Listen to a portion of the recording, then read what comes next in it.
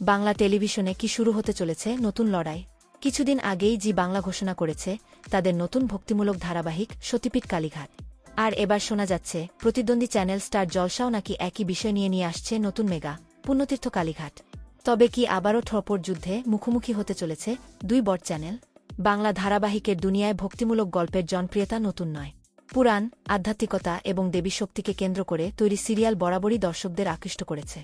এরই মধ্যে জি বাংলার নতুন ধারাবাহিক সতীপীঠ কালীঘাটের ঘোষণা ঘিরে দর্শকদের মধ্যে তৈরি হয়েছে প্রবল আগ্রহ। আর সেই আবহেই সোশ্যাল মিডিয়ায় ছড়িয়ে পড়েছে আরও একটি বড় খবর। গুঞ্জন, স্টার জলসাও নাকি নিয়ে আসছে নতুন ভক্তিমূলক ধারাবাহিক পুণ্যতীর্থ কালীঘাট। যদিও এখনও পর্যন্ত চ্যানেলের তরফে কোনো আনুষ্ঠানিক ঘোষণা করা হয়নি, ফলে এই খবরের সত্যতা নিয়ে প্রশ্ন থেকেই যাচ্ছে।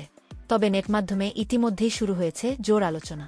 অনেকের মতে, যদি এই খবর সত্যি হয় তাহলে কালীঘাটকে কেন্দ্র করে দুই চ্যানেলের মধ্যে শুরু হতে পারে নতুন প্রতিযোগিতা।